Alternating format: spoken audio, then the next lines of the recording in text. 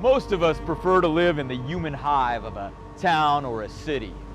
Get our coffee on the corner, watch the same shows, talk about the same trending topics. But there are a few of us that live isolated from this main grid. For them, the road less traveled isn't so much a journey, but a destination. Throughout the year, I've explored the lives of people living off the grid. Soldiers maintaining a lonely outpost in the clouds, monks who've left family and friends, devotees of an obscure mythology who've created a community and jaw-dropping subterranean temples, sailors out on a lonely ocean, and people who've chosen to live at the callous end of the earth. It's been a journey of stunning views, huggable rocks, and killer cats. Man your stations and feel your way through as we journey down the road less traveled. Woo! Oh, damn, that was a good one. My exploration into the isolated lifestyle begins in Guwahati, Assam. We have just finished filming an episode at the notorious Kamakya Temple. I don't want to leave before traversing a classic roadway into the country's most far-flung state, Arunachal Pradesh. I hired a driver to take me across the state's main road. This is the state's main road. A butt-busting, perilous drive up through the greenest, luscious forests I've ever seen.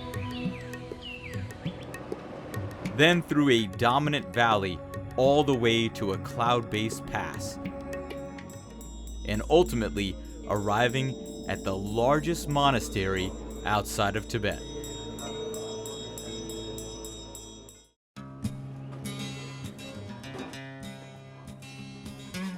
While the vehicle is powered by petrol, I fuel up on the region's specialty, momos. Delicious, fresh, and affordable dumplings available at most roadside restaurants. I'm hell-bent to eat these juicy morsels of goodness the entire journey long.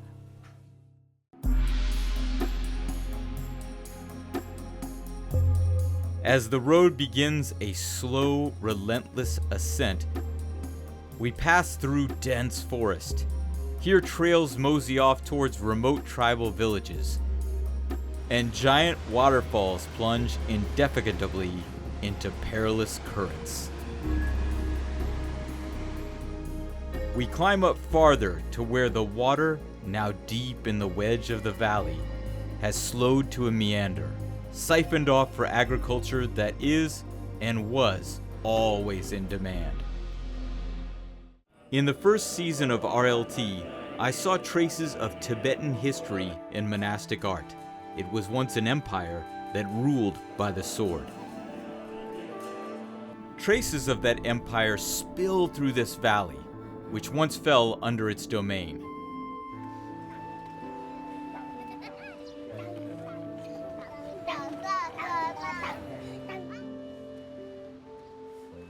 This area right here would have been where they held court proceedings. Dignitaries from Tibet would come in and pass judgment on anybody accused of a crime here in this part of town, in this region.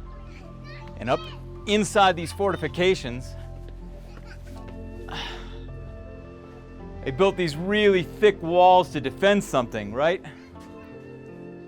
That something is over in here. This would have been where they stored grain and crops gathered from western Arunachal. And of course, with all this booty here, you need these defensive walls and soldiers to man them.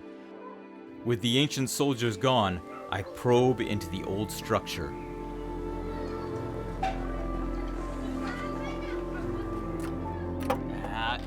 Too bad. This is the heart of it, but you can't get inside. If I was an attacker trying to get inside, I'd be dead already. You see that? I look for a way around the back, and I just about have one. Oh, the devil on this shoulder says, climb up it just a little bit and see. Angel on this shoulder says, no, it's a historic relic. The next generation has every as much right as you do to see it. It's crumbly, it's a bad idea. The sun sets on my first day in Arunachal. I've made some progress, but the contentious road stretches on.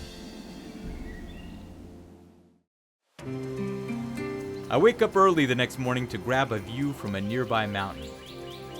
The way up is challenging, but the scenery is stunning.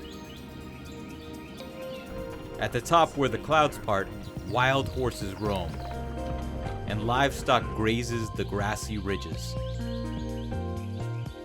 Here, there's a small village of Brokpa, herders who survive entirely off the curious animal known as the yak. From a house above, I receive an invitation.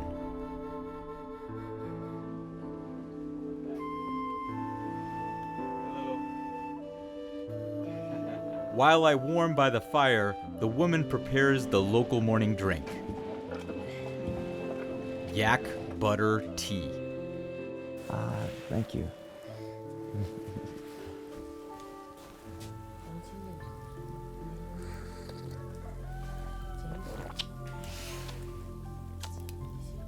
Very unique flavor. Very buttery. Undoubtedly full of yak milk, which has a lot more fat than a cow's milk. Now, everywhere you go in India, you get masala chai in the morning. It's hot, milky, extremely sweet. As I lift this mug to my lips, my mind anticipates a sugary reward. I force a congenial happy face as I swallow down the salty concoction, sort of like hot, liquefied, unsweetened yogurt. Now I know. It ain't a cappuccino, but it's a tummy filler packed with calories for a day of hard work. The most interesting thing in this smoky house, however, isn't the refreshments or the architecture. It's the relationships. This woman practices polyandry, which is not uncommon for the Monpa people, especially herdsmen.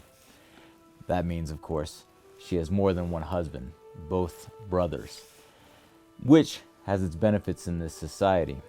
If everybody had their own spouse and acquired their own children, the yak herd would continually get split up. It also curbs population, keeping the family tree more like a palm than a fat evergreen. And it's good for these kids. Both brothers are parentally invested because it could be their kid. So one father goes away on a long business trip, they still have a dad. Another one passes away someday, they still have a dad.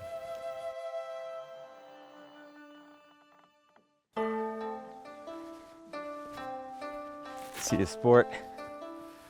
Wow, what a cozy little household. I really enjoyed that. And fascinating, the polyandry. In fact, Arunachal is full of tribes that have family structures which predated the rise of monogamy as a dominant social bond between people. It's like a glimpse into our past, how we related to each other in the past as humans in tribes. And maybe a glimpse into our future as well. Who knows?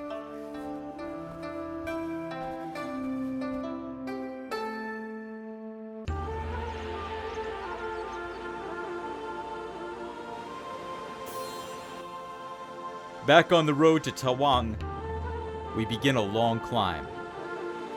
You make sure to bring a proper vehicle if you come this way. I cross Sela Pass. Cold as hell, wind tearing through like a steel dagger. Just below the pass, a giant war memorial clings to the mountainside.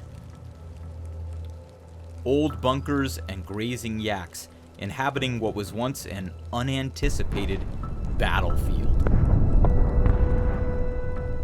In 1962, India was a peaceable nation with a policy of non-alignment, but that didn't stop China from attacking. They came in from here and pushed 300 kilometers into Arunachal, crushing all opposition along the way until they abruptly stopped and just went back, taking with them a very tiny slice of land over here and in Kashmir, almost like a souvenir or a keepsake. It's an indignity India has never forgotten, and so now this entire area is littered with military bases, including one right here at the memorial. The Indian military has made lemonade out of lemons by seizing upon a story of valor that emerged from the conflict. The Chinese, they came through here, and there was a battle right here, huh? Yeah. Chinese bunker. That's Red flag. a Chinese bunker up top, and here is where the Indian hero held off the Chinese for 72 hours. 3 days. 3 days. 300 above. Chinese, 300 for Chinese. Chinese. It must have been quite a battle. The soldiers who've come up to greet us chat affably. In such isolated country, good conversation and company hold more weight. In the rugged terrain, the warm shake of camaraderie feels good on your hand.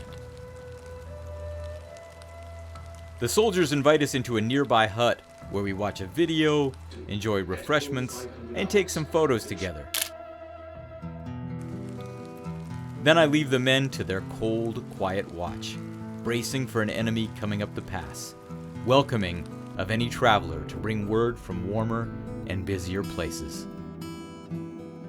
The road continues on as treacherous as ever, full of blind corners, any collision undoubtedly sending us tumbling down to the ravine far below.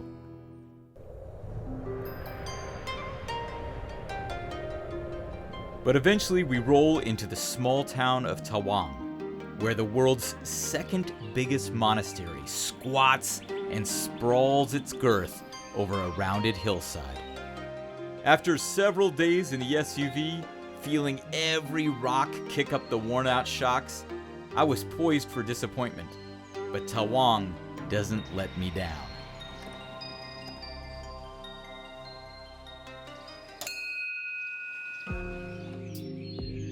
Vast walkways open up to copious courtyards. Doorways pass into mystical prayer halls, laced with deep symbology and some unsettling images. I've come here not to admire this structure, but out of a curiosity for those who live inside it. Men and boys who have left their villages to abide by a rigid monastic existence. Inside, I join one of the elderly monks in his cleaning duties. This man is unique in that he came to Tawang late in life, simply deciding one day that he was done with his entire old scene. I came all this way to find that typical story of a guy who has left his life, lives in isolation in order to become spiritually aware, to transcend. Instead, I found something a little bit the opposite.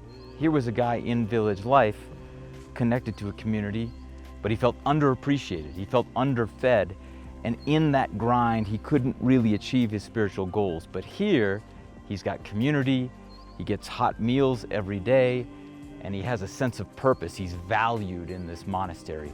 And such, he's able to achieve his spiritual ends. He feels like he's more free to contemplate, say his rituals, his prayers, and reach those spiritual ends because he has these needs met, not because he's living in a cave, but because he's part of a community, he's part of a brotherhood. Back in the monks' quarters, I join in on a little meditation. But I'm not there yet. Antsy-pantsy and eager to see more, I take my body and my unquiet mind back outside to get another perspective from Tawang. How did you end up in this monastery? Actually, in the ancient time, there's one rules, If their family, there's a citizen, so medicine is compulsory to become a monk here. You were the middle son. Even me, I'm the medicine. Unlike that old man, this young monk had very little choice in his circumstances.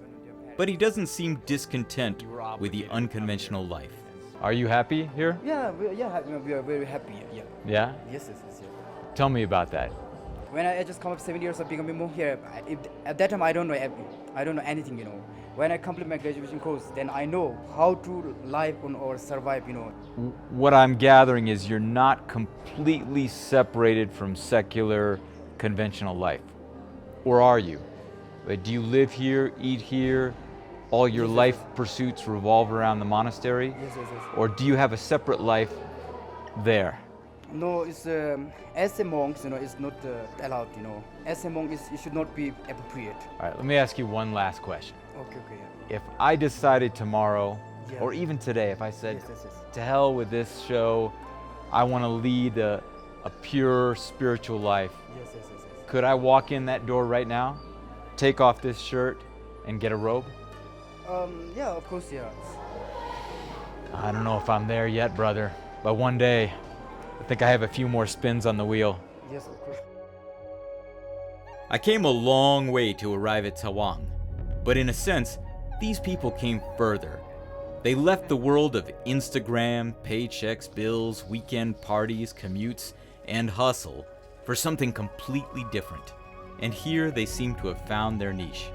A niche that's open to anyone driven enough to follow in the steps of Lama Noang, letting go of the conventional world for a much different home. And speaking of much different home, as my journey into the RLT lifestyle continues, I'll leave the heights of Tawang for the depths of caves, the fathoms of sea, and the shells of ice on the coldest, driest, and windiest continent on Earth. I'm Jonathan Legg on a special journey to examine lifestyles less adopted off the road less traveled. I ventured down the rugged artery of India's Arunachal Pradesh. From waterfalls to polyandrous yak herders to lonely military outposts, all to reach Tawang Monastery and contemplate the monastic life. My exploration into this theme continues as I move from the shadows of the Himalayas to the Italian Alps. Here, an intentional community has been thriving under a unique spiritual banner, creating some of the most stupendous and unconventional temples you've never seen.